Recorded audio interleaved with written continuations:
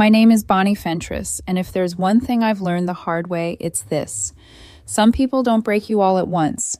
They chip at you quietly, confidently, certain you'll never leave because they've convinced you that you couldn't do better. For a long time, my boyfriend Scott Rowlandson was exactly that kind of person. And on the night of our anniversary dinner, he still believed I was the lucky one in the relationship, the one who should be grateful he chose me.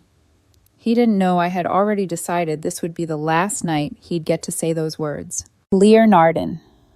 The upscale restaurant he picked was glowing with warm lights and quiet music. I arrived on time. Scott, of course, walked in 45 minutes late without a hint of apology. He slid into the seat across from me, like he was descending a throne. Traffic was awful. He sighed dramatically, adjusting his tailored jacket. The jewelry on him, a gold bracelet, and an expensive watch I hadn't bought either.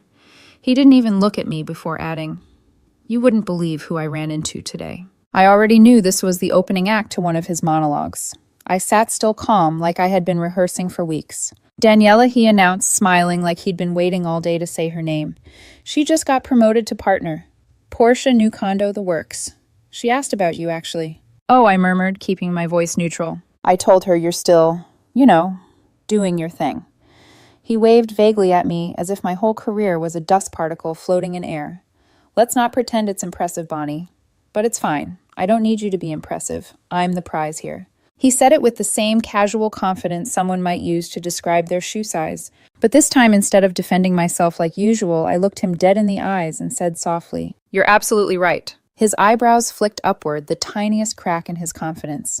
He wasn't used to me agreeing, not like that. He leaned back, studying me, but his ego smothered his instinct. "I mean, look at us," he said, emboldened.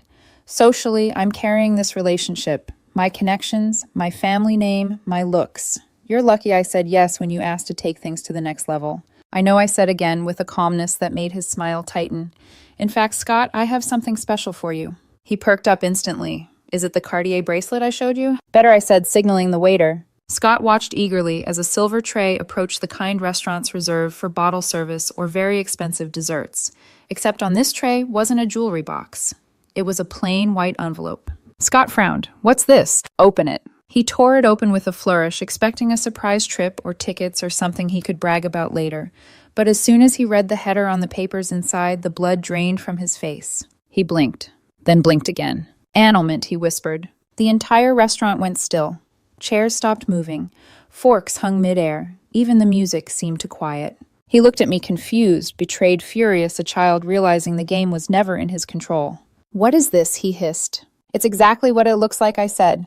Annulment. On what grounds?" "Fraud." He stared as if waiting for the punchline. So I gave it to him. "You forgot to mention you were still legally married to someone else when we got together." His face shattered completely then. The perfect, polished, arrogant mask he wore every day fell clean off, revealing the messy truth beneath. 2 months earlier, while organizing documents for tax season, I had found a marriage certificate from his semester abroad in Spain.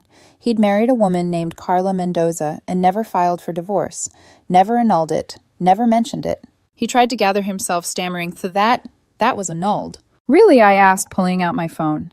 "Because the Spanish authorities disagree. So does the lawyer I hired." His voice cracked. "It was a mistake. For 3 months, I tilted my head. That's how long you lived with her, too, according to the apartment lease I found." Now, the restaurant wasn't just watching, they were enthralled. People leaned in. Someone whispered. Scott's breathing grew sharp. "You investigated me." "I was doing our taxes," I replied. "Your lies investigated themselves." "This is ridiculous. We'll fix the paperwork." "Why would I want to fix it?" I asked softly. "You just spent 10 minutes telling me how lucky I am that someone like you settled for someone like me." He swallowed hard. "Bonnie, I didn't mean—" "Well," I said, folding my napkin, "congratulations. You're free to aim higher now." His composure cracked so violently I thought he might knock over the table. His hands trembled. His voice rose. "You planned this." "No, Scott," I said quietly. "You planned this 5 years ago when you committed bigamy. I'm just cleaning up your mess." Then, like a final blow, I added, "And the joint card you've been using tonight, I canceled it an hour ago." Scott opened and closed his mouth like a fish, gasping for air. The restaurant was silent, every pair of eyes on him. And in that silence, he finally understood the truth. He wasn't the prize, he was the problem. I looked at the waiter and smiled gently. "I'll have the salmon, please." It was the calmest, most expensive goodbye of my life. Scott's meltdown at the restaurant should have been the climax of the story, but it was only the opening act. The next morning, my phone rang before I'd even had coffee. Diana Rowlandson, Scott's mother, appeared on my caller ID. Her name flashing felt like a warning. I answered anyway. "How dare you," she spat the moment I said hello. Her voice had that brittle, aristocratic tremble of someone who lived her entire life shielded by generational wealth and delusion. "How dare you humiliate my son publicly like that?" "He humiliated himself by committing bigamy," I replied calmly. "That Spanish thing doesn't count," she snapped. "It was practically a college fling." "The Spanish government disagrees," I said, "and so does U.S. law." "You little snake," her voice sharpened. "You trapped him." "I trapped him. Into already being married when he got with me," I asked. "That would be quite a trick." "You don't understand what an honor it was that he chose you," she hissed. "The honor," I said slowly, "of being his second simultaneous partner, I'll pass." She hung up on me. 1 hour later, the chaos arrived, physically honking, shouting the roar of engines. I glanced out my window. 3 moving trucks, Scott, and his sister Jenna standing on my lawn like she'd been dragged into a war she didn't sign up for. Scott pounded on my door, screaming, "Bonnie, open up! This is my house, too!" I tapped my Ring doorbell and spoke through it. "No, it's not. It's mine. Bought before our non-marriage. Still solely in my name." Jenna turned to him. "You said this place was jointly owned." "It should be," he snapped, as though reality simply needed to adjust to his entitlement. "And where are my things?" he yelled. "Where is all of my stuff?" "I told you," I said through the speaker. "Jenna has them." Jenna blinked in confusion. "What? No, I don't." "Check your garage," I said to her. A beat. Then Jenna muttered, "Oh my God." Scott's face twisted. "You put my things in her garage," he shouted. "You told your sister she'd help you with anything." This is anything. Some neighbors peeked through blinds. A man walking his dog paused on the sidewalk. Scott was creating a scene, the one thing he always claimed I did whenever I stood up for myself. Projection, I suppose, is a family sport. "I decorated that house," Scott yelled, voice cracking. "You hung up 3 live, laugh, love signs," I replied. "I removed them. The walls look better now." He was trembling with rage and embarrassment, the kind that comes from losing control of a narrative you thought you owned. "I'm calling my lawyer." "Great," I said. "Make sure they know about Carla, the Spanish marriage, and the bigamy charges." Jenna stared at Scott in horror. "Scott, you were married." "That was nothing," he snapped. "A mistake." "For 3 months," Jenna asked.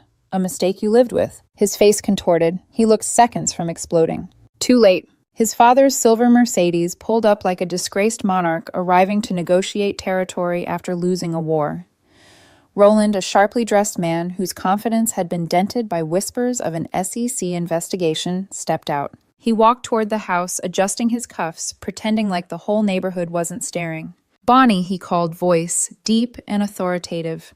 "Let's discuss this like adults." "I'm not stepping outside," I said through the doorbell. "Say what you need to say from there." He inhaled sharply, not used to being refused anything. "Look," Roland began, "this can all go away. Just remarry him. Properly this time." "Why would I remarry someone who committed fraud?" I asked. "It was a misunderstanding." "He lived with Carla," I said. "That's not a misunderstanding. That's a relationship." Roland lowered his voice. "I'll make it worth your while." A pause. 50,000. I blinked. "You want to pay me to remarry your son?" 75, he corrected quickly. "Scott didn't mean those things," he said. "You're overreacting." "He told an entire restaurant he was the prize," I said, "and that I was lucky he settled for me." Roland clenched his jaw. 100,000. "No amount of money," I said, "is worth being told every day that I'm beneath someone who committed bigamy." He muttered something about knowing people, but the threat sounded hollow. The kind of thing powerful men say when they're losing power and hoping no one notices. And then, as if entitlement had a GPS signal, the social media explosion began. Scott posted a video. Tears. Red face. Breathy victim tone. "She scammed me," he cried into the camera. "She knew our relationship wasn't valid and waited until our anniversary to destroy me." The comment section was, everything. "Girl, you were already married. So he committed fraud, and she's the scammer. Didn't you post last week calling her your practice girlfriend, receipts plus eyes?" People dug up old posts where Scott bragged about being the catch, mocked my career, and implied I was beneath him. Someone compiled them into a montage titled "The Prize Exposed." It got 2.3 million views. And while Scott drowned in self-made public humiliation, I quietly did something far more devastating. I began returning every single wedding gift with a note. "Thank you for your generosity. Unfortunately, the relationship was invalid due to Scott Rowlandson's existing marriage to his partner in Spain. We apologize for any inconvenience. The phone call started instantly. His Aunt Margaret screamed at Diana for not warning her. Country club women whispered furiously. Family friends distanced themselves like the Rowlands carried contagion. The perfect social image Scott clung to. Cracked, shattered, done. And this was only the beginning. If Scott had any sense, he would have stopped. But entitlement doesn't go quietly. It claws, thrashes, and panics when it realizes its power is slipping away. And Scott was slipping fast. 3 days after the gift return wildfire, I got a call from an unfamiliar number. Ms. Fentress, a banker, said cautiously, "There's a man here claiming to be your husband. He's demanding access to a joint investment account." I almost laughed. "There is no joint account," I said. "Yes, ma'am, that's what our system shows. We just wanted to verify." "Let him know," I replied, "that I've never been married. Legally." There was a long pause on the line, the kind that tells you a scene is unfolding on the other side of the glass. "Understood, ma'am. We'll handle it." And they did. Security escorted Scott out of the bank while he screamed about discrimination lawsuits and my lying ex. Someone filmed it. Of course they did. By that night, the clip hit 1 million views. Man claims wife. Exists evidence says otherwise. His reputation wasn't just cracked now, it was vaporizing. But the real blow didn't come from me. It came from a woman he never expected to hear from again. That afternoon, I received a message on LinkedIn from someone named Daniela Torres, the glamorous ex-girlfriend Scott bragged about at our anniversary dinner. Her message began politely. "Hi, Bonnie. I heard what happened. I thought you should know. It wasn't just you." Attached were screenshots, hundreds of them. Messages Scott sent her years ago. Lies he spun that looked so familiar it made my stomach tighten. He told her the same thing he told me, that his marriage in Spain had been annulled, that it had been nothing, that she was the one he truly wanted. She left him after discovering the truth and refused to take him back unless he explained the Spanish marriage. He never did. I messaged her back thanking her, but she replied one more time. "Women like us deserve better than men who rewrite reality. I'm proud of what you did. He won't change, but you did." It was strange to feel sisterhood with someone I'd never met. Stranger still that Scott never saw the pattern he created. He genuinely believed every woman he spoke to lived in a vacuum where his lies could grow without light. But sunlight was pouring in now. Because just when I thought his past couldn't drag him any deeper, it clawed its way up for air. Carlos. The husband Scott insisted was a mistake, a fling annulled years ago. Except, Carlos was very much alive, and very much still legally married to Scott. I received a message through a Spanish legal office later that evening. "We have been attempting to locate Scott Rowlandson for formal service for over 3 years. We understand he is currently residing in your city. Divorce papers are prepared." 3 years. Scott had been avoiding him for 3 years. But the timing, that was the gift. The service was scheduled for the most poetic place imaginable, the Rowland family annual charity gala, the highlight of their social calendar, the event Diana used to flaunt her status. The one night Scott played Prince of the Ballroom. Poetic, cruel, perfect. But Scott didn't know it was coming. He was too busy spiraling. That week, he launched his most desperate move yet. He posted a teary video claiming I had emotionally abused him, that I had manipulated him, ruined his life, and weaponized a technicality to destroy love. My lawyer sent a cease and desist within 6 hours. We also included screenshots of his own texts to me. "You're lucky I even look at you." Daniela would never have said that. "Sometimes I wonder what I ever saw in you. Thank God I'm attractive, or this relationship would have nothing." He took the video down, quietly. No apology. But the internet wasn't quiet. Someone dug up Scott's old posts calling me his starter girlfriend, his practice run the warm-up act before he married someone on his level. 6 years of arrogance repackaged into a 90-second montage set to dramatic violin music. It went viral. People stitched it with this. The man who said he's the prize. Bigamist energy. This dude ain't even the sample size. I didn't even have to say a word. His own digital history became his prosecution. But the moment everything clicked into place, when I finally understood the complete pattern, came from an unexpected source. Carlos himself. He reached out, not angrily, just tired. "Hola, Bonnie," he began. "I heard everything. I'm sorry you went through this. He told me he would file the divorce. He never did. He blocked me. He changed emails. He even told mutual friends I died in a car crash." I froze. Scott told people Carlos was dead. Carlos continued, "Thank you for exposing him. I will finally be able to end this chapter. For the first time, someone who'd been trapped in Scott's web longer than I had was finally getting free. And as I sat reading Carlos's message, something inside me settled. A truth I hadn't fully grasped until that moment. This wasn't just my story of escape. It was the unraveling of a man who never thought consequences applied to him. He thought he could lie, hide, belittle, manipulate, and move on untouched. But every lie has a shadow, and every shadow eventually finds light. Scott's reckoning wasn't coming. It was already here. And the worst part, the part he never saw coming, was about to unfold in front of the wealthiest, most connected audience of his life. The Rowland family annual charity gala was supposed to be their crown jewel, the night Diana flaunted sophistication, the night Rowland made strategic handshakes, the night Scott strutted around like royalty. Instead, it became the night everything they'd worked so hard to hide was dragged into the light. I wasn't there. I didn't need to be. By the end of the evening, I'd seen 5 different angles of the moment online. Scott was in the middle of a crowd, holding court, with the same smugness he always carried. Silk suit, champagne in hand, smiling like he had finally regained his footing. Then a man in a dark suit approached him. Clipboard, envelope, professional. A process server. Scott Rowlandson, the man asked loudly. Scott grinned and nodded, assuming he was event staff. You've been served. Divorce papers from Carlos Mendoza. The server placed the envelope directly into Scott's hand in front of donors' board members, ex-girlfriends, socialites, and half the city's elite. Someone gasped. Someone else dropped a champagne flute. Phones were already recording. Daniela's laughter could be heard in one video, a soft, disbelieving exhale followed by, "Oh my God, karma has impeccable timing." Scott's face collapsed layer by layer. The confidence bled out. The charm fell away. The prince costume turned into a paper mask melting under a spotlight. Diana rushed forward, hissing, "Scott, smile, smile," but he couldn't, because now everyone knew. The relationship he bragged about, the fiancé he dismissed, the superiority he clung to, it was all rotten from the inside. Within minutes, the live streams spread across the internet. Gala gone wrong, man. Served divorce papers in front of 300 guests. Bigamist exposed at charity event. I'm the prize guy gets served hard. And then came the interviews. Not planned, not controlled, just whispers recorded by microphones and phones. Didn't he tell people his Spanish husband died? He told me he was single. He tried that on Jenna's friend too. Diana must be mortified. Mortified was an understatement. By midnight, the Rowland family left the gala early, escorted through a back exit, avoiding cameras, Diana shielding her face as though shame itself were contagious.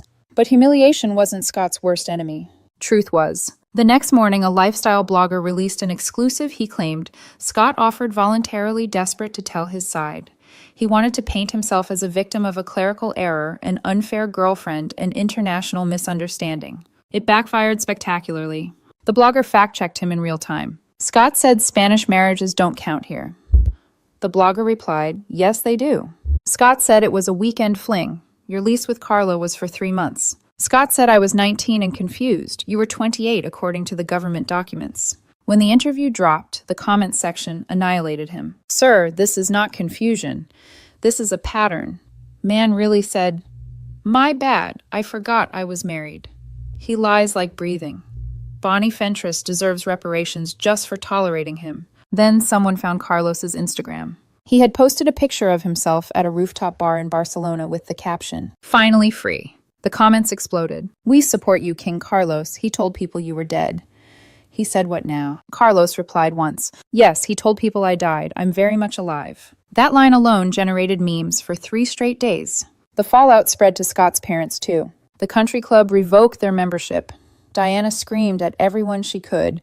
Rowland tried to threaten the board, but with the SEC breathing down his neck, he had zero leverage. Sponsors pulled out of the charity. A board member resigned. Their social circle shrank overnight. Scott tried to retreat into silence, but silence wasn't salvation, it was consequence. His job suspended him pending internal review. Friends ghosted. Even his gym buddies unfollowed him. And then came the final unraveling, the part of every story where the villain tries one last time to reclaim the narrative. He applied for a job, as an assistant, to Daniela. Her message hit my inbox at noon. He applied for a position at my firm. I showed HR the bigamy reports. They declined. I stared at the smiley face longer than I expected. It didn't feel petty. It felt like closure. 2 days later, I saw him with my own eyes for the first time since our breakup. A regular grocery store, not the upscale organic one he used to brag about. He was standing alone in the cereal aisle holding a box of generic flakes. When he noticed me, he froze. "Bonnie," he whispered, voice hoarse. I nodded politely. "Scott." His eyes were red, his suit cheap, his shoulders slumped. I'm sorry," he said, trying to smile, but it cracked halfway. "I shouldn't have said those things."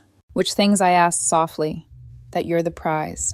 That I was lucky you settled, that my work was beneath you." He swallowed. "All of it." I nodded again, not cruel, not triumphant, just done. "I have nothing now," he said, "nothing left." "That's not true," I replied gently. "You have exactly what you brought into the relationship." He blinked. I stepped closer, just enough for him to hear the softness in my voice. "And it turns out," I said, "that's not nearly as valuable as you thought." He stood frozen, clutching his box of cereal as I walked away. No revenge speech, no dramatic finale, just truth. Truth, I've learned, is quieter than rage, but far more devastating. As I left the store, sunlight hit the pavement in that golden way that feels like a fresh page turning. And for the first time in a long while, I felt free. Truly free. Sometimes the best revenge isn't vengeance at all. It's simply letting someone face the mirror without you there to hold it steady. He once said he was the prize, but the reality, he was the lesson. When the dust finally settled, after the gala scandal, after the interviews, after the last desperate message Scott sent into the void, something unexpected happened. My world became quiet. Not empty, not lonely, just quiet in a way I hadn't realized I'd been craving. For the first time in years, my phone didn't vibrate with Scott's demands. No constant criticism disguised as advice. No performative apologies. No subtle reminders that I should be grateful for his existence. Instead, mornings were slow and warm. Evenings were peaceful. My mind felt like an uncluttered room with the windows open, letting in fresh air I didn't know I'd been missing. I kept waiting for the guilt to show up, the guilt women are taught to carry when they choose themselves over someone else's expectations. But it didn't come, not once. What came instead was renewal. Within a week, invitations began arriving. From friends I hadn't seen in months, people Scott insisted were bad influences or not supportive of our relationship. People he quietly pushed out of my life so my world would orbit only him. They welcomed me back effortlessly. One evening, as we sat by the river sipping wine from plastic cups, Jenna Scott's sister sent me a message. Not a long one. Just, "I'm sorry. For everything he did, I should have seen it sooner." I replied. "It wasn't yours to see. He hid it from all of us." She thanked me, and that was that. A small olive branch grown in the ruins of entitlement. Then came Carlos, not romantically, just as a human being, reclaiming his own story. He sent a selfie from Barcelona, smiling, signature cocktail in hand, a rooftop sunset behind him. His caption under the photo, "Divorced and thriving." I laughed so hard I nearly dropped my phone. I sent a message back. "To freedom." He replied instantly. "To truth." It felt fitting, two strangers connected only because we both escaped the same man's orbit, now wishing each other well from opposite sides of the world. And somewhere in the midst of all the healing, something else shifted too. I found myself spending time with someone new. Someone I'd met months ago, before things with Scott became unbearable. Someone I never allowed myself to genuinely see, because I thought loyalty meant sacrificing my intuition. His name is Marcus Hale, calm, grounded. An engineer with warm eyes and a gentle steadiness Scott never had. He never once called himself a prize. He never compared me to anyone. He never bragged to feel bigger. He just showed up, fully, honestly. One night, as we walked past a neighborhood cafe, he paused and said, "You know, your work is incredible. I've always admired how precise you are." It was such a simple statement, so ordinary, so wildly different from the daily belittling I endured before. I felt a warmth that wasn't about romance, at least not yet. It was validation without cruelty, affection without ego, interest without domination. I didn't fall for him that night. But I did fall for myself, the version of me he saw. The version I used to be, before Scott's voice grew louder than my own. People often assume big life changes arrive with fireworks, explosions, dramatic crescendos. Mine came with small things. A morning where I woke without dread. A walk where I didn't check my phone. A laugh that came easily instead of cautiously. A meal I ate without criticism being served alongside it. Freedom is quiet. Healing is slow. But peace arrives like a sunrise you didn't stay up to watch but get to witness anyway. A few weeks later, I learned Scott had moved back in with his parents. His father's SEC investigation deepened. His mother stopped hosting events altogether. Their social circle shrank until it was more rumor than reality. Scott lost his job. He deleted his social media accounts. And rumor has it he's trying to rebrand himself as a life coach, which is ironic in a way that almost defies vocabulary. But none of it matters. Not in a vindictive way, not in a triumphant way, just in a distant, irrelevant way. Scott is a chapter I've closed, not a scar, not a regret, just a story that taught me how to read myself better. He once believed I'd be nothing without him. But the truth is simpler. I was nothing with him and everything after him. Months later, I found myself back at Leonarden, the restaurant where it all began. Not to recreate the moment, not to reclaim a space, just because I happened to walk by and decided the salmon still deserved a chance. A waiter recognized me. "You look happier," he said kindly. And for the first time since the unraveling began, I realized I truly was. He seated me by the window. Warm light, soft music, no tension in the air. As I picked up the menu, I caught my reflection in the glass, not blurred by fear or doubt, not shaped by someone else's standards. Just me, Bonnie Fentress, a woman who stopped waiting to be chosen. Because choosing herself was more powerful than any validation Scott ever dangled over her head. Sometimes the most shocking twist isn't betrayal. It's who you become after surviving it. Healing is rarely a straight line. It loops, rises, dips, surprises you. But sometimes life hands you a moment, so perfectly symbolic that it becomes the point where the past finally releases its last grip. For me, that moment came on an unexpectedly ordinary Tuesday morning. I was at a small bookstore downtown, the type that smells like old paper and patience. I ducked inside to escape the sudden rain, the kind that falls in silver sheets without warning. As I wandered between shelves, a title caught my eye. Rebuilding After Emotional Manipulation. Months ago, I would have avoided a book like that. I wasn't ready to name what I had lived through, but now I picked it up, gently flipping through the pages with a strange sense of familiarity. Not pain, recognition. And that's when I heard my name. Bonnie. I turned. It wasn't Scott. It was a woman I hadn't seen in years. Lena, a coworker who drifted from my life when Scott started helping me manage my relationships, which really meant isolating me from anyone who saw the truth too clearly. She looked hesitant, like she wasn't sure I would want to speak to her. "I wasn't sure if it was you," she said softly. "You look different. Lighter." I smiled. "I feel different." She hesitated before asking, "Is everything with Scott really done? I saw some things online, but wasn't sure." "It's done," I said. "Legally, emotionally, all of it." Her shoulders dropped in relief. "I always worried about you. He had a way of dimming people." I nodded. "He won't dim me again." We ended up talking for almost an hour, catching up on the parts of life I had missed while trying to shrink myself into someone Scott would approve of. When we stepped outside, the rain had already stopped. It felt symbolic, a storm passing, leaving the world washed clean. That evening, I returned home to a quiet apartment that finally felt like mine again. Scott had never physically lived there, but his presence had lingered in the way I arranged things, the way I apologized for taking up space. Now the space felt honest. Soft lighting, warm colors, plants I remembered to water because I no longer lived in a constant state of anxiety. As I placed the new book on my shelf, my phone buzzed. A message from Marcus. "Dinner Friday, nothing fancy, just us." My heart didn't race with fear of doing something wrong. It warmed gently. I typed back, "I'd love that." No performance, no pressure, just a possibility. Later that night, while making tea, I scrolled through my messages and noticed one I hadn't opened. From an unknown number. My stomach didn't drop the way it used to. I opened it calmly. "Bonnie, I know you don't want to hear from me, but I'm sorry, for all of it. I didn't realize what I was losing until I lost everything." No name, but he didn't need one. It was Scott. Months ago, those words might have pulled me back into the cycle: hope, guilt, confusion, obligation. The traps he wove so effortlessly. Now they felt distant, like reading a line from a book whose ending I already knew. I didn't reply. Not because I wanted to punish him, but because there was nothing left to say. Some conversations don't need closure. Some people don't need to be invited into your healed life. Silence can be an answer too. The next weekend, I found myself sorting through old boxes.